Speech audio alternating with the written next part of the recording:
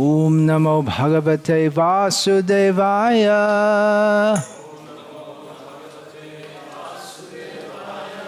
Om Namo Bhagavate Vasudevaya.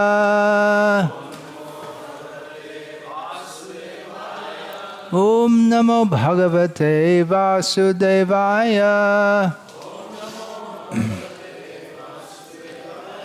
Bhagavad-gita as it is, chapter 18, text 9, translation and commentary by His Divine Grace A.C. Bhaktivedanta Swami Prabhupada. Karyam iti eva yat karma niyatam kriyate Arjuna sangam tyaktva phalam cha eva saha tyagaha sadvikaha mataha. Karyamityeva yat karma niyatang kriyate Arjuna sangam tyaktva phalam chaiva satyaga satviko mataha. Karyamityeva yat karma niyatang kriyate Arjuna sangam tyaktva phalam chaiva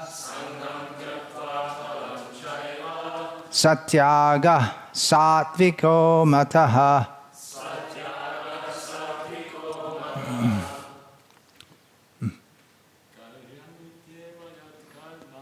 Karyamityeva yat karma niyatang kriyate Arjuna sangam tyaktva phalam chaiva satyaga satviko mataha. Karyamityeva yat karma niyatang kriyate Arjuna sangam tyaktva phalam chaiva satyaga satviko mataha. Karyamityeva yat karma niyatang kriyate Arjuna sangam tyaktva phalam chaiva satyaga satviko mataha. Karyamityeva yat karma niyatam kriyate Arjuna sangam tyaktva phalam chaiva satyaga satviko mataha. Mataji's. Karyamityeva yat karma niyatam kriyate Arjuna sangam tyaktva phalam chaiva satyaga satviko mataha. Mataji's. Karyamityeva yat karma niyatang kriyate Arjuna sangam tyaktva phalam chaiva satyaga satviko mataha. Karyam, it must be done. Iti, thus, eva, indeed, yet, which, karma, work. Niyatam, prescribed. Kriyate, is performed. Arjuna, O Arjuna. Sangam, association. Tyaktva, giving up. Phalam, the result. Cha, also. Eva, certainly. Saha, that. Tyagaha, renunciation. Satvikaha, in the mode of goodness. Mataha, in my opinion. O Arjuna, when one performs his prescribed duty only because it ought to be done, and renounces all material association and all attachment to the fruit, his renunciation is said to be in the mode of goodness. Purport. Prescribed duties must be performed with this mentality. One should act without attachment for the result. He should be disassociated from the modes of work.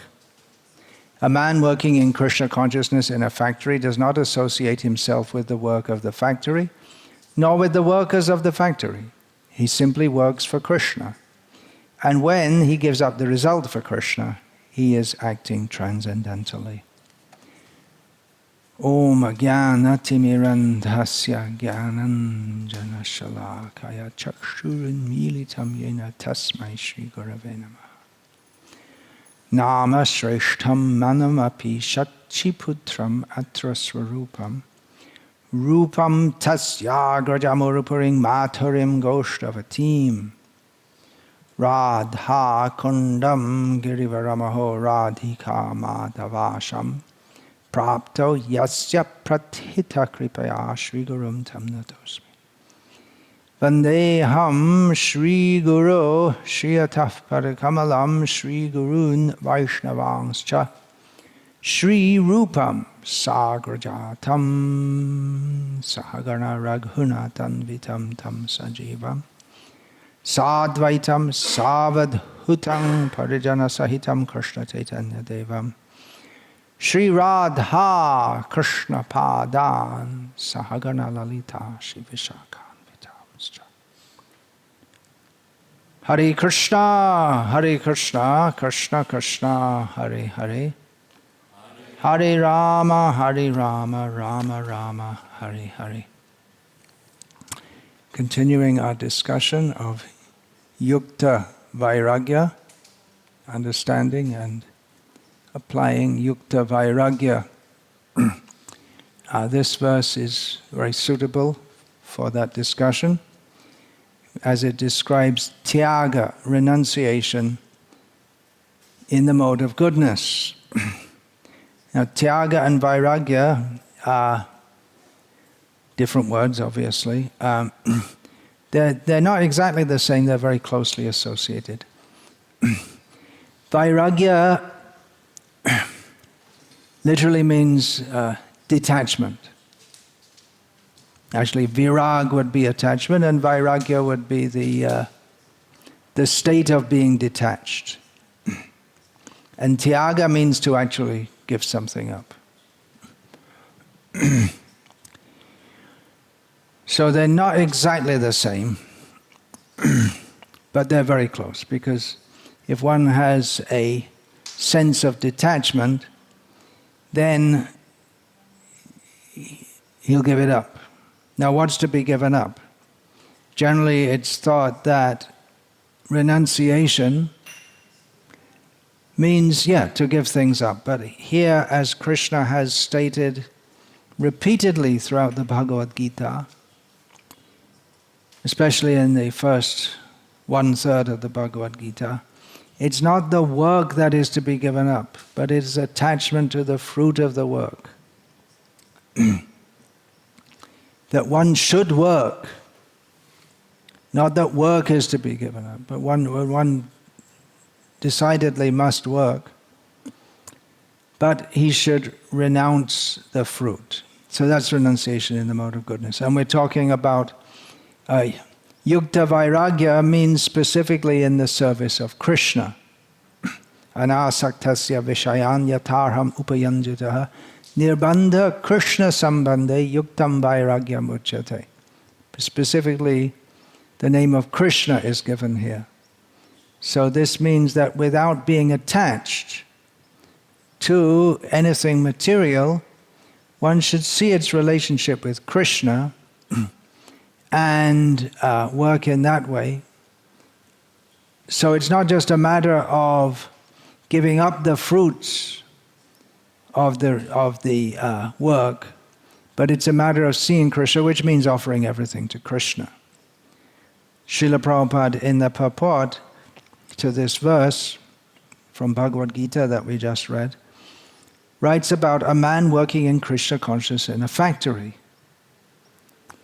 In the early days of ISKCON, devotees were joining. There was no means of income.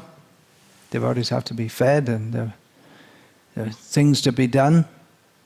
And Srila Prabhupada sent the devotees out to work. And most of them had no specific work experience, having been hippies. So they mostly got menial jobs, for instance, in factories. Tamal Krishna Maharaj described how he was working for Kodak, opening, you won't remember, but they used to have these little capsules which the film was put inside. So he would open the capsule and take out the film, throw away the capsule, and he'd do this again and again and again and again throughout the day. And his boss was Guru Das, who was in a higher position. He was developing the films. But they gave all the money to Krishna. He didn't keep the money with, neither of them kept the money with themselves. So they were sasanyasis. They were sannyasis in the sense that they didn't keep the fruits of the work. They gave it all for Krishna's service. So anyway, Tamal Krishna Maharaj described that he had been doing this for about 2 weeks when Prabhupada sent a letter saying that, well, if you want, you can just go out and chant Hare Krishna on the streets and depend on Krishna. So that's what they did. And Tamal Krishna Maharaj, not at that time formally a sannyasi, he brought that to an art form, if you like, by organizing the devotees,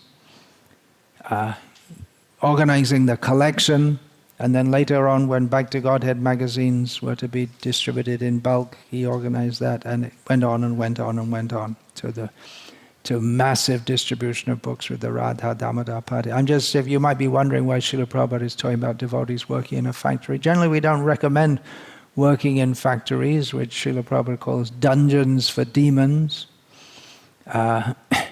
We recommend household devotees can go to the farm, but then so many are working in, so many household devotees associated with ISKCON these days work in offices and shops and factories also. But the idea is that one should not be attached to the fruit. And he doesn't associate himself with the work, nor with the workers of the factory. Actually, I have several disciples in Bharuch, in a city in Gujarat, where there's huge chemical factories, and the devotees there, they do associate themselves with the workers in the factory. They preach to them and make them devotees also, and engage them in service. So but the idea is you don't associate with the lower propensities that people have. So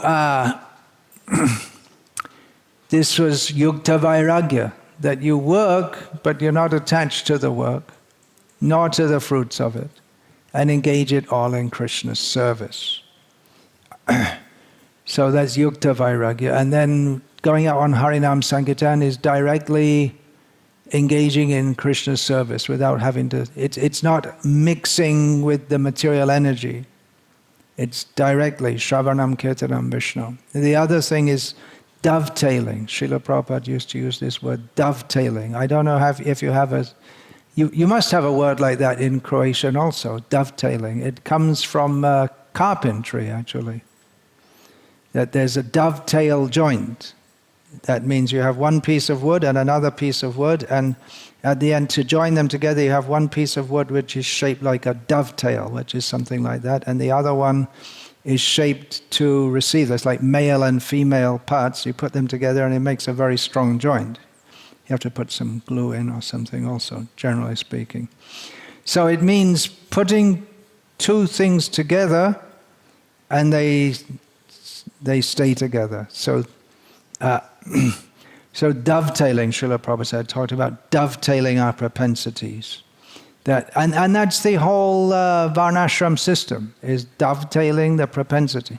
If one has a propensity to be an intellectual, then he can dovetail that propensity by being a brahmana in Krishna consciousness. If one has the Ishvara bhav, the mood to dominate over others, or leadership propensities, we talk about, then be a kshatriya. So that's dovetail in the varnashram system. And then when that is engaged in Krishna service, varnashramacharafata purushena parafpuman vishnura radyate panta nanya tatto shakaranam, then that becomes devotional service. It's called daiva varnashram. And without Krishna, it becomes just useless.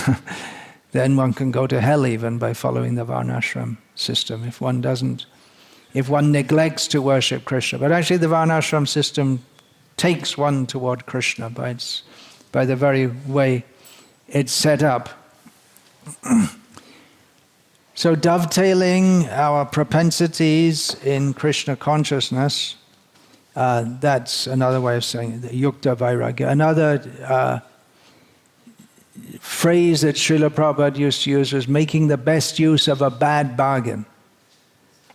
Anyway, life in this material world is a bad bargain. It's not a good situation to be in. But especially the human form of life can be used for purification and ultimately for developing Krishna consciousness. So Srila Prabhupada, as a preacher of Krishna consciousness, preacher, empowered acharya, he found the ways and means to engage people in Krishna's service. That means how people who are in material consciousness can immediately be engaged in Krishna consciousness. Otherwise, we can say someone's in material consciousness, okay, engage them in their propensity, what their work is, either as Brahmana, Kshatriya, Vaishya, Shudra, engage them like that. So that helps to civilize people, but to bring them to Krishna consciousness, that's above the platform of simply acting in varnashram. If one acts in varnashram in Krishna consciousness, that's the perfection of varnashram. If one acts in Krishna consciousness even without knowledge of varnashram, then that's still perfect. Although without varnashram is more likely, without dovetailing one's conditioned propensities, it's going to make it more difficult for the conditioned soul to remain in Krishna consciousness. So Srila Prabhupada, one of the reasons that he was able to succeed in establishing Krishna consciousness in the Western world, he was able to feel the pulse of the people.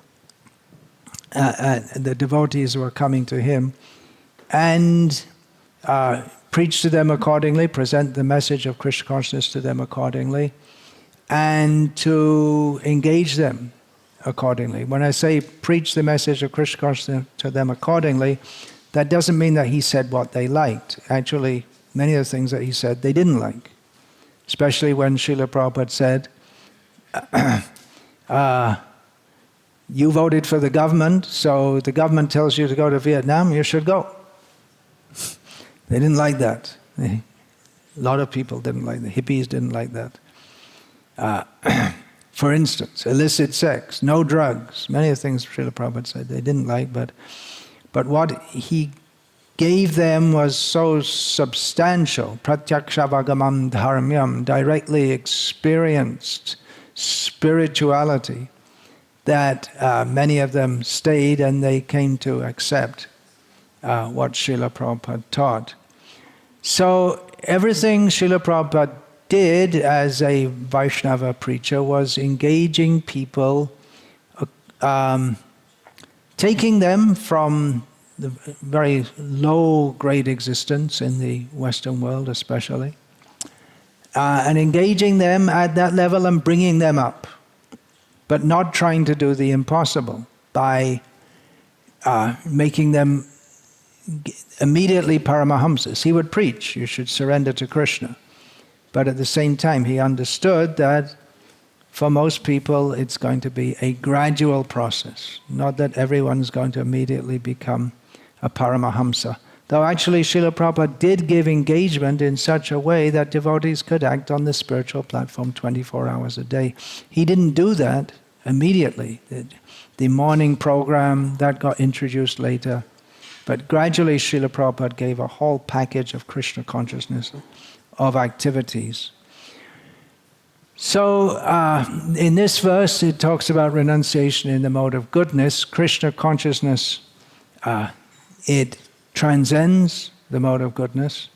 So even activities that might seem to be in the mode of passion, they're actually above the platform of the mode of goodness, if they are actually in Krishna consciousness. And Srila Prabhupada himself gave an example when he was publishing his magazine Back to Godhead from Delhi while living in Vrindavan, and he mentioned in one issue of this is before he came to the Western world, he mentioned in one issue how sometimes people criticize him and say, what kind of a sadhu is this? He's renounced everything to come and live in Vrindavan, but he's going up and down all the time to Delhi and printing and bargaining with the businessmen for the price of paper and the price of printing. And it seems that he's engaged in some fruitive work.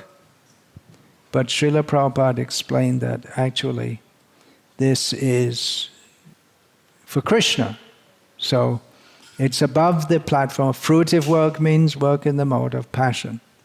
So even though it might seem that Srila Prabhupada was in the mode of passion, by running around here and there, trying to get things done, the mode of passion is epitomized by trying to get things done, doing things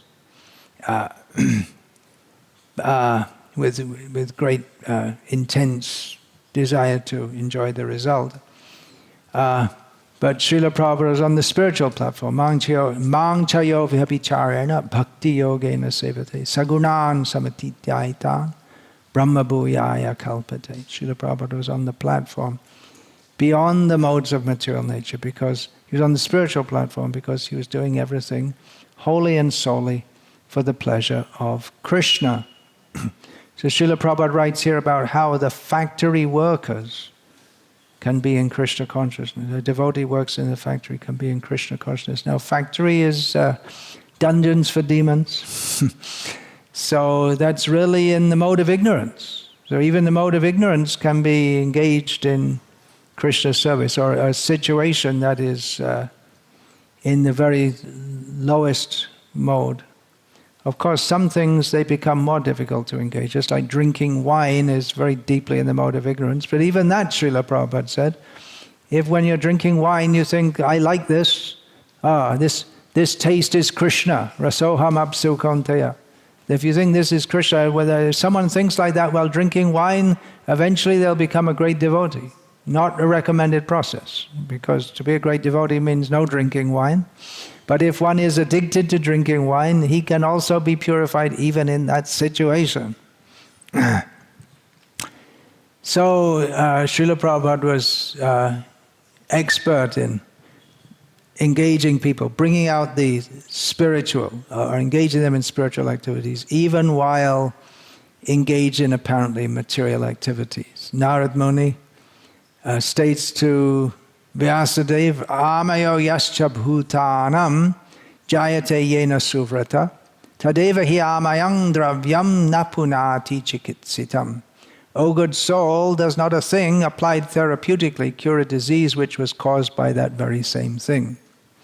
That brings to mind homeopathy, and in the purport to this verse, Srila Prabhupada gives the example that if someone gets an upset stomach due to excessive eating of rich milk products, he can be cured by taking milk in another form, in the form of yogurt. Srila Prabhupada himself giving the example of Yukta Vairagya, using everything in Krishna's service. He several times, in the Nectar of Devotion, he gives the example of the dictaphone, because he was dictating. He said that some materialistic person invented this for material purposes, but I am using it in Krishna's service, so it's completely spiritual. The dictaphone can be considered spiritual. The use of it can be considered spiritual. And many times when he was lecturing, Srila Prabhupada gave the example of the microphone. That the microphone, when it's engaged in Krishna's service, that becomes a purely spiritual activity. So whoever developed the microphone wasn't thinking about how someone can deliver spiritual discourses. He was just speaking in general, singing in general. But Srila Prabhupada, he showed how that item which was developed for material purposes, for forgetting Krishna, can be used for Krishna's service. And the same thing goes for YouTube, cameras, and all kinds. Everything can be used in Krishna's service. Some things we would have to close the slaughterhouse. That some things are too far away from anything sane or proper that they would have to be closed. But all these facilities which are used for sense gratification, they can be used for Krishna's sense gratification instead of for personal sense gratification. This, of course, Srila Prabhupada followed the example of Srila Bhaktisiddhanta Saraswati Thakur, who, in the logo of the Gauriya Math, he designed the logo with pictures of Radha and Krishna, Lakshmi, Narayana, Sri Chaitanya Mahaprabhu, Mridanga, kartals, and a printing press. What's that got to do with it? That's a bit strange, isn't it? Well, Srila Bhaktisiddhanta Saraswati Thakur had the printing press right in front of the deities in his main temple in Calcutta.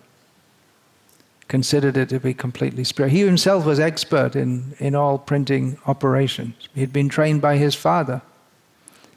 So he saw it as completely spiritual because it's printing spiritual literature. So in this way, Srila Prabhupada, he came from the spiritual world, from the land of Radha and Krishna, where there are no, as far as we know, printing presses or any such Kali Yuga, Ugra karmic machines. But Srila Prabhupada came to give the message of the spiritual world, and he dovetailed everything in this material world for that purpose. Machines and people, our mentality also, because we're not fit for sitting down and chanting all day. So Srila Prabhupada sent devotees out to chant, so the preaching and our mentality could be, our mentality is engaged in preaching. Otherwise, if it's not engaged in preaching, it'll be engaged in sleeping or fighting with each other and so many things. So Srila Prabhupada, he came with the message of the spiritual world, and he gave us all instruction. Even in the Western countries, he had to teach the devotees that after evacuating, you have to bathe, and then you have to wash the behind with water, all these kinds of things. That's why in India, at least, the Hindus, they could never really accept the Britishers to be on the same platform, because People who, after passing stool, they wipe their backside with paper, pull up their pants, and go on with life. That puts them on the level of the lowest people. But Srila Prabhupada was willing to go among such people and teach them everything. Not even ABC, even before ABC, how to hold a pen. It's like that. Taught them. We find in Chaitanya Charitamrita also there's no direction on how they have to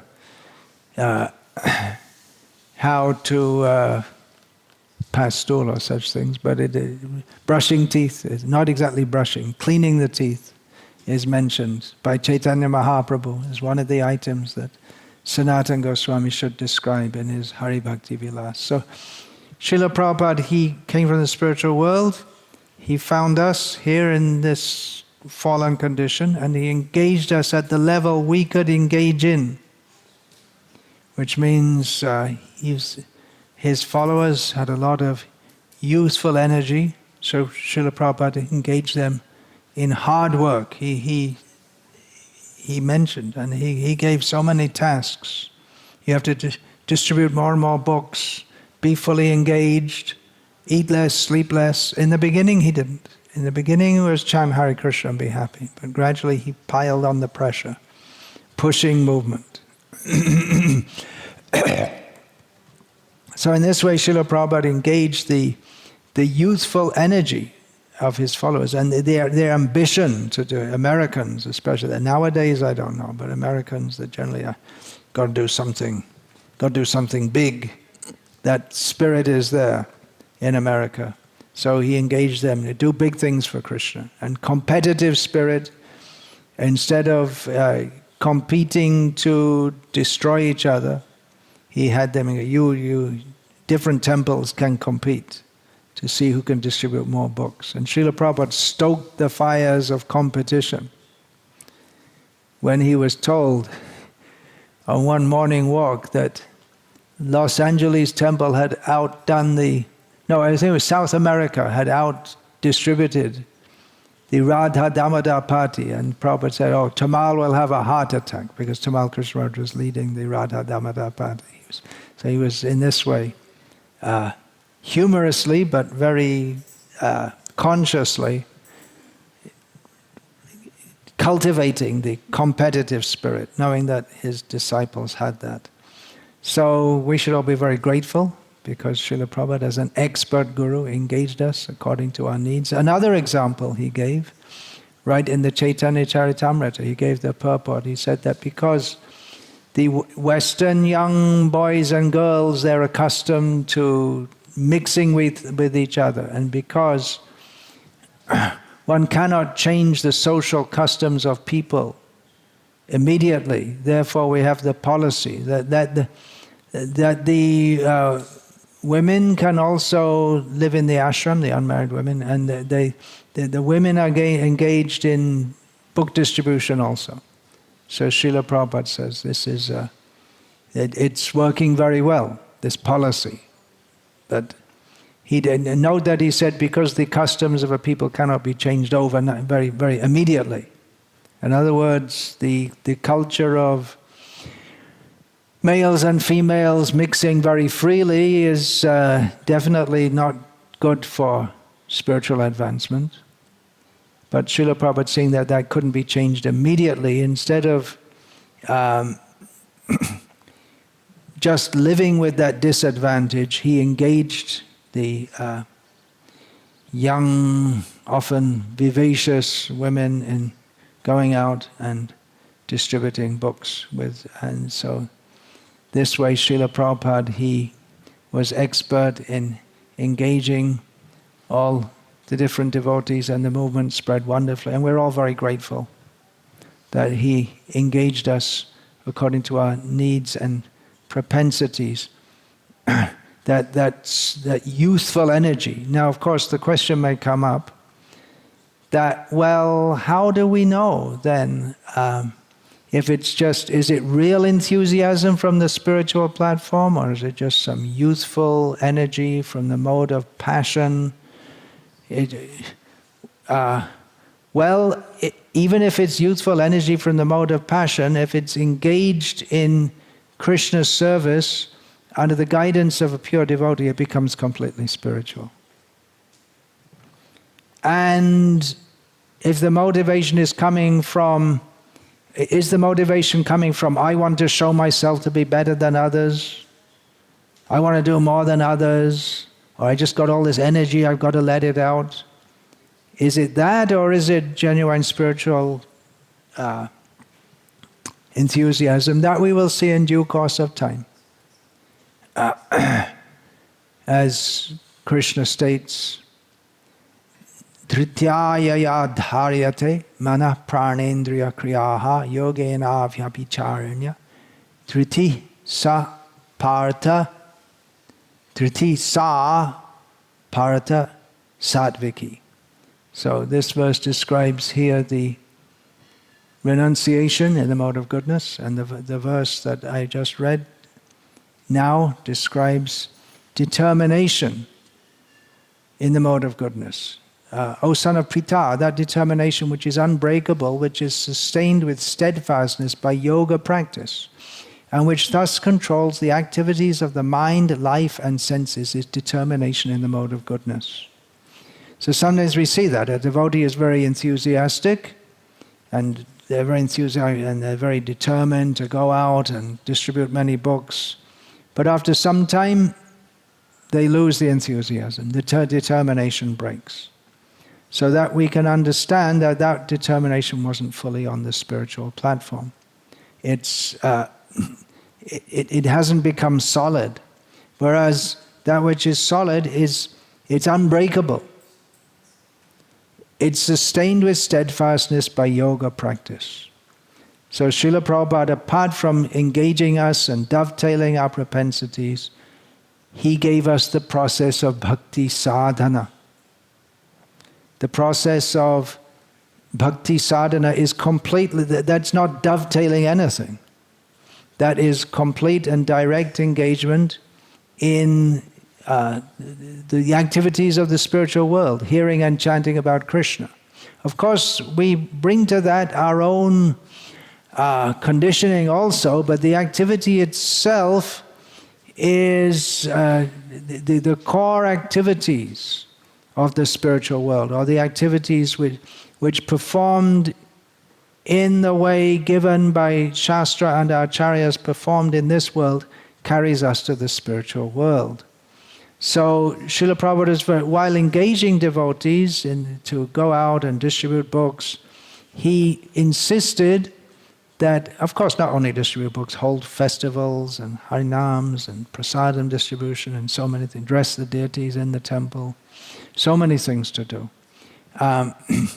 But Srila Prabhupada engaged the devotees also in sadhana and insisted that they do that because this will purify the devotees and sustain their enthusiasm and bring them to the platform of Krishna consciousness. Because if one is engaging his energy in Krishna's service, but is not hearing and chanting regularly about Krishna, then the attitude that I am the doer, I am the enjoyer, that attitude will come. But one has to regularly hear and chant about Krishna, and regularly hear, I am the servant of Krishna. We shouldn't be attached to the fruit. Everything should be offered to Krishna. I have no ability to do anything myself. So gradually the devotee, by purification, and the activities of distributing and all these, even though I'm saying dovetailing, it's not materially tainted. It's not that hearing and chanting about Krishna is fully spiritual and going out and distributing books is materially tainted. It's not like that. Both are fully spiritual to the extent that we are in the spiritual consciousness of offering everything to Krishna. So sometimes it's misunderstood. Some venerable Vaishnava Acharya, who's passed away now, said that this book distribution is only karma yoga. It's not fully spiritual. But that That is Sankirtan. Srila Prabhupada called that Sankirtan. Sankirtan is the yajna for this age. Srila Prabhupada called it is Sankirtan because it is group glorification or complete glorification of Krishna by spreading his glories in terms of, in the form of books about Krishna and Krishna consciousness. So the sadhana is essential to help us focus our mind on why we're doing what we're doing, and gradually by doing this program of sadhana and active service, then gradually the consciousness becomes purified.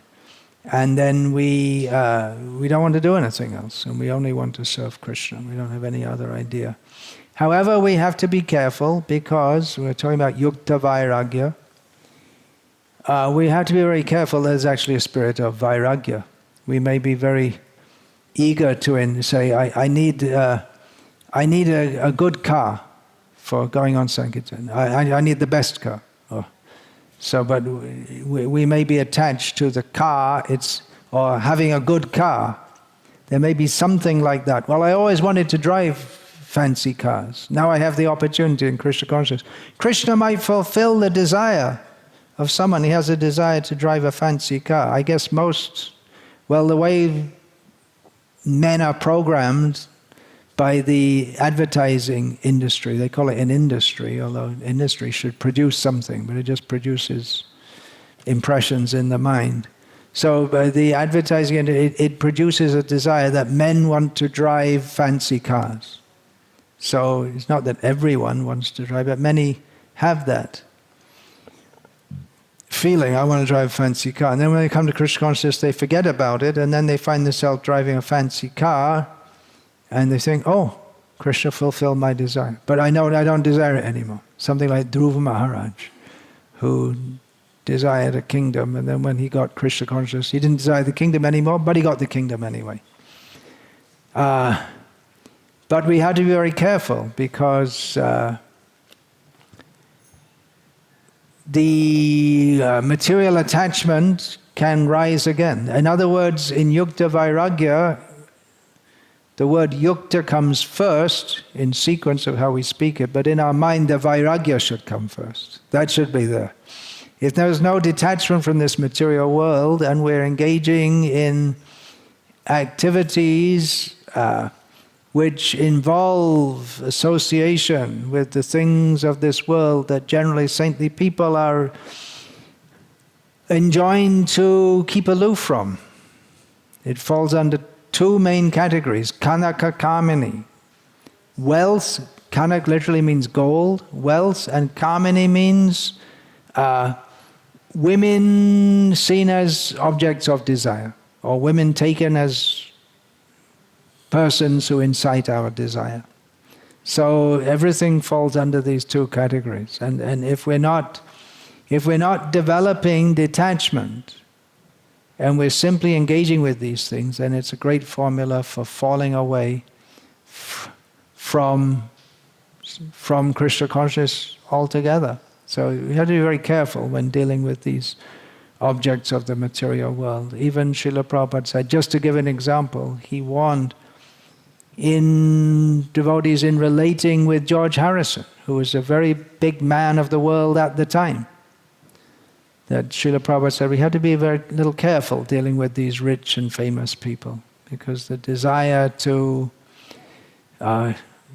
enjoy as they are enjoying comes.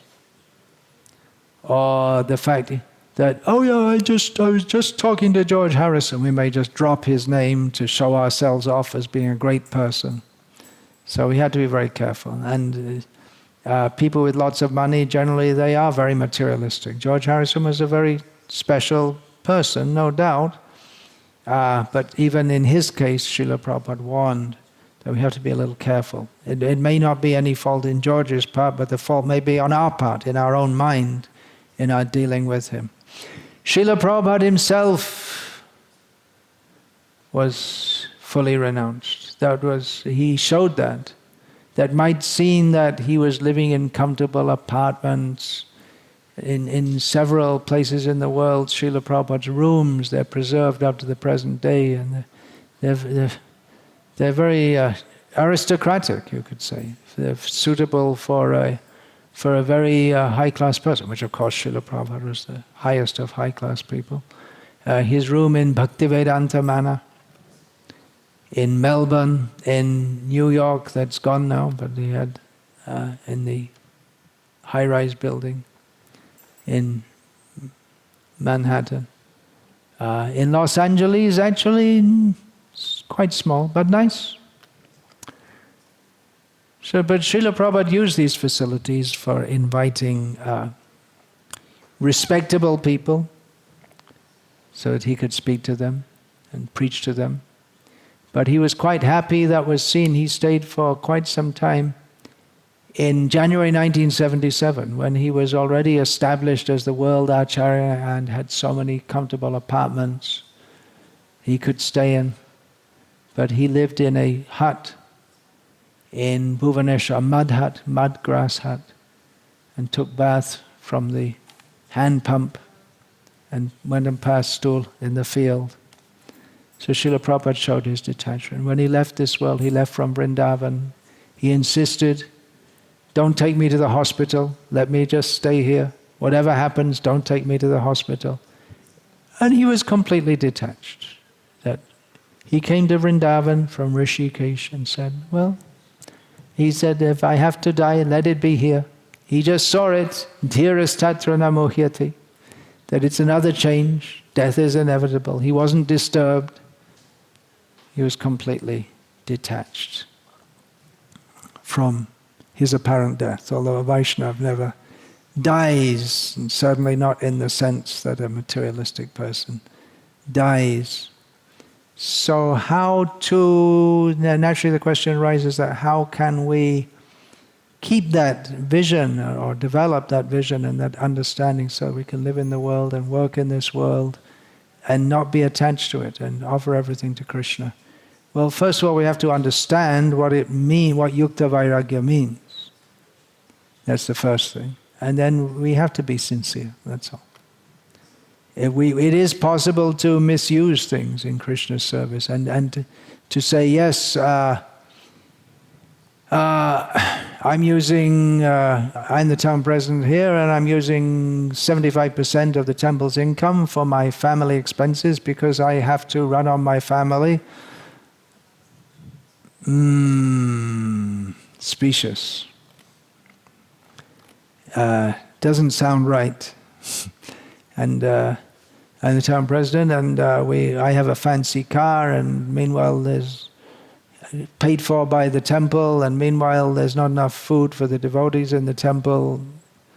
I mean, that would be an extreme. I'm just exaggerating here. That would be an extreme example. But you get the idea that we have to see what is proper according to the circumstances and act accordingly. With only the sincerity means we're thinking, how can we best serve Krishna with the facilities that Krishna has given us at the present time, and act accordingly. If that means buying a Rolls Royce, then do it. If it doesn't mean that, then don't. You're going to buy a Rolls Royce, Suvarnabhanga? You're going to collect enough money on Sankirtan to buy a Rolls Royce. Are there any Rolls Royce? Anyone drive Rolls Royce in Croatia? Anyone that rich? Probably not, no? Why would they stay?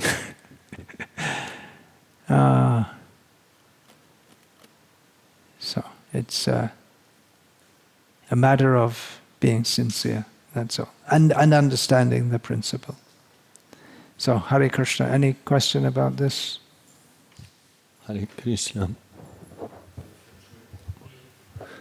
In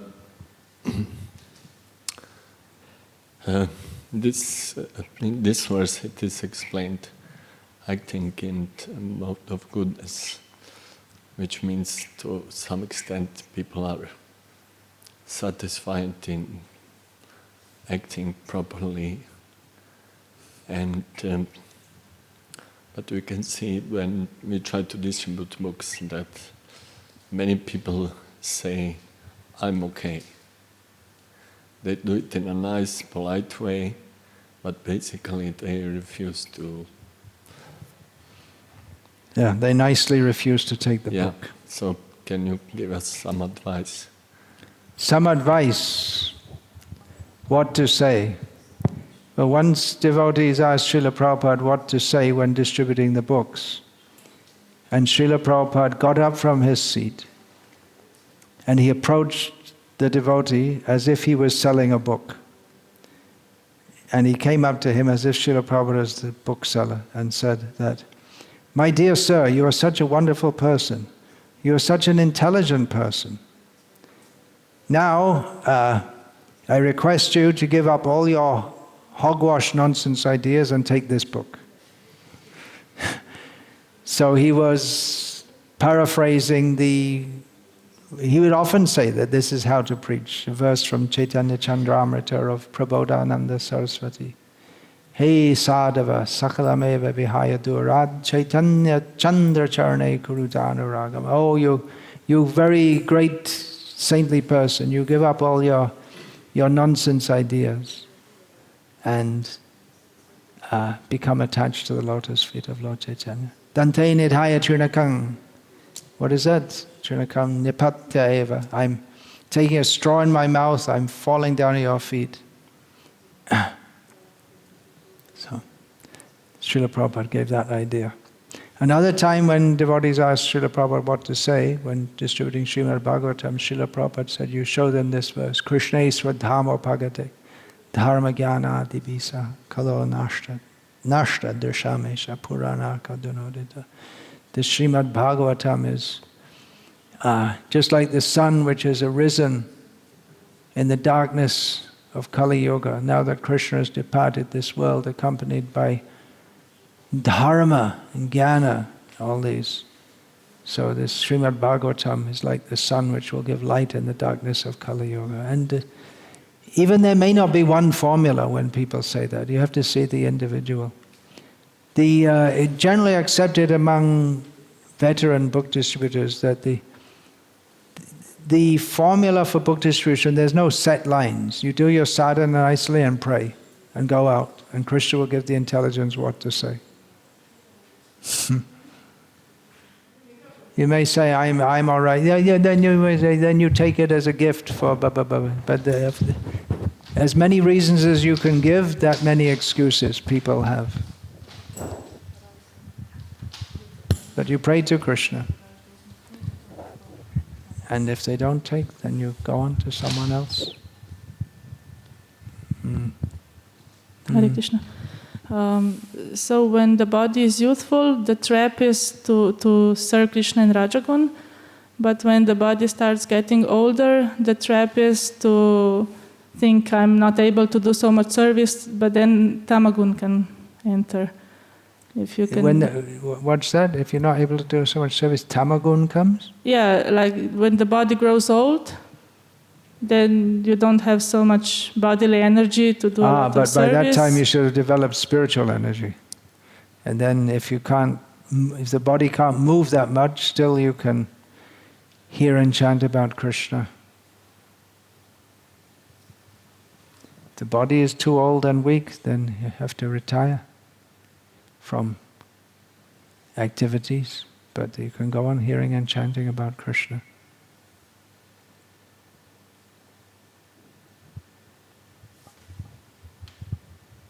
Krishna will give the intelligence. If we serve him sincerely, as long as the body is hale and hearty, then Krishna will give the intelligence what to do when it's winding down.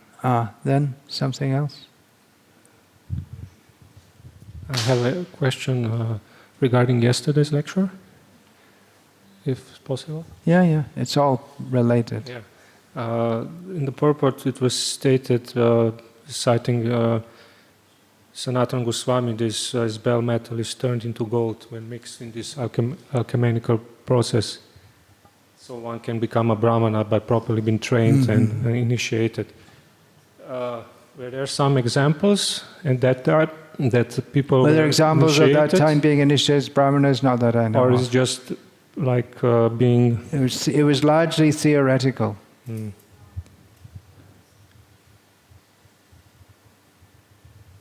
That came later.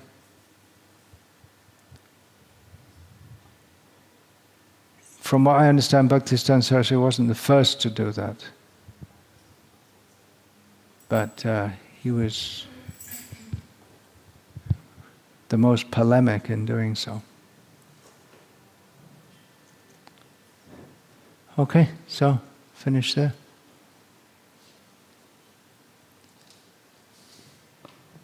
Vanchakalpatarubhyascha kripa sindhuvyascha patitanam pavanebhyo vaishnavebhyo namo namaha.